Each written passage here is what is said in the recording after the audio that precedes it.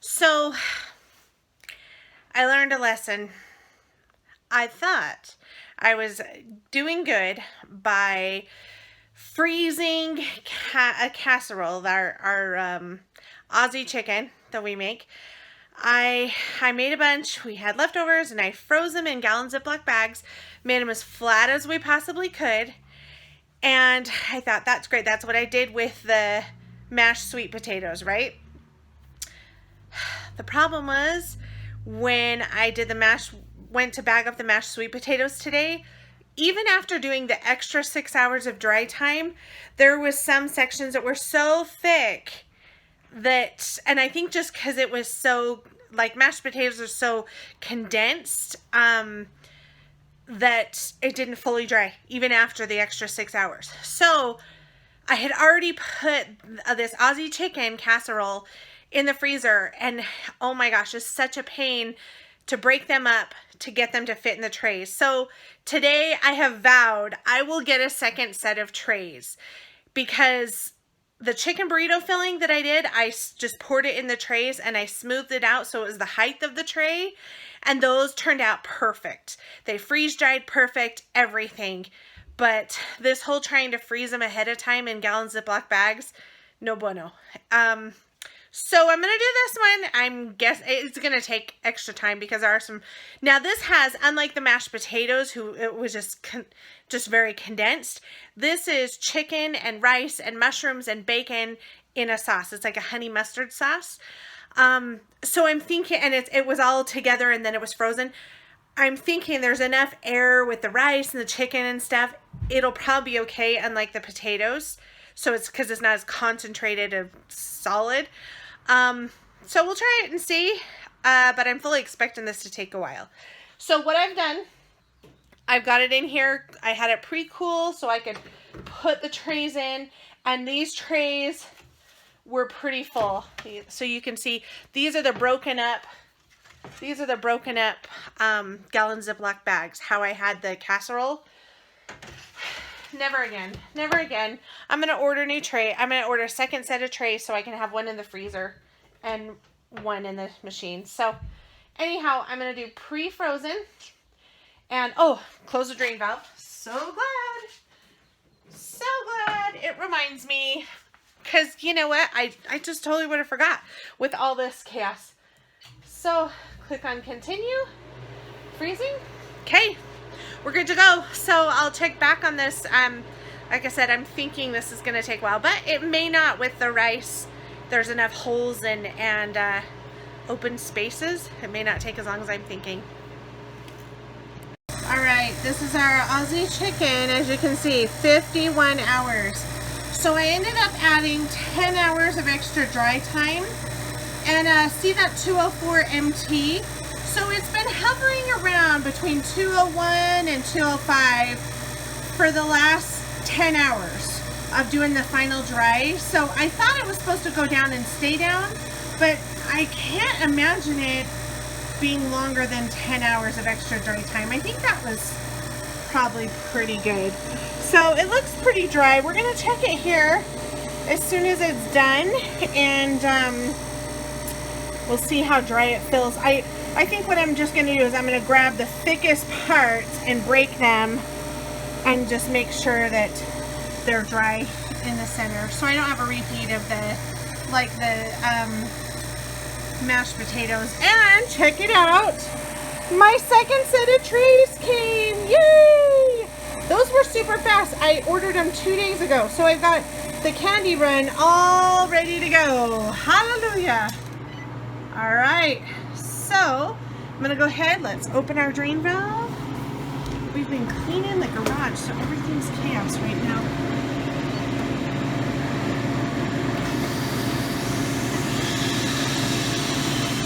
All right,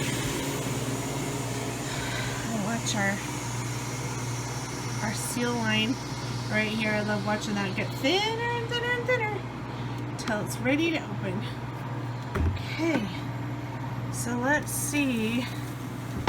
Okay, so yeah, this is going to be like the biggest chunk here. So let's break that. Oh, it's dry. Dry, dry, dry. Perfect. Perfect. Okay, so I'm gonna go ahead and pull this in, and then I'm gonna do a more dry with our candy run. So Aussie chicken, there we go.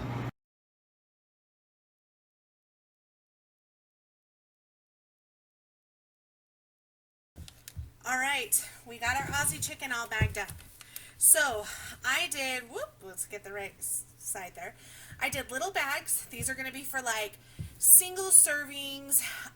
You could take these camping backpack, emergency, like 72-hour kits, car kits, something like that. This is a good amount for one person.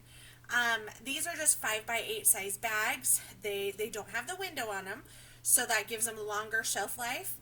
And they do have the zip top, which I don't know if you necessarily need the zip top on these size, because if you open them, it's enough that you're going to eat. So the zipper is kind of useless to me in my opinion, on the smaller bags. So we got our Aussie chicken and these. And then I did some large bags. These are 8x12 bags. These are, so they're like, sometimes some people call them 1 quart, some say 2 quarts, but they're not gusseted, they're flat. But and so I did some, and again, this has a zip. The zip I can see a little bit more on the bigger bags, but anyhow, look how shrunk they are. So I didn't vacuum seal these. I just put the oxygen packet in them and sealed them. And sometimes your oxygen packets do that. They make it look vacuum sealed.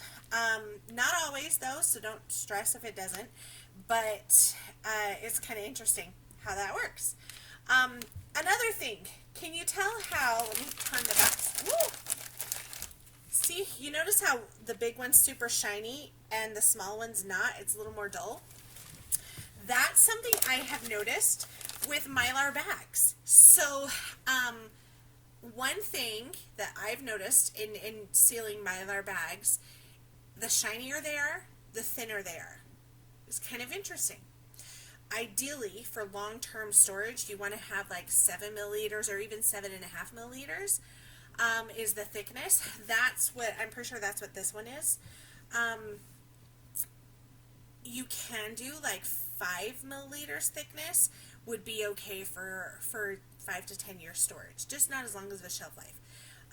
This one, I'm pretty sure this is about a 4 milliliter, which, I mean, this still will have maybe 3 to 5 year shelf life, something like that. But something to keep in mind when you're doing food storage prep and when you're buying Mylar bags and things, watch for that, because sometimes it matters and sometimes it doesn't. If you're making them for your hiking trip that you're going on next summer, then yeah, get the cheaper bags. You only need them to last a year or whatever, then that's fine. You can get 3.5 milliliters or 4 milliliters, it'd be fine.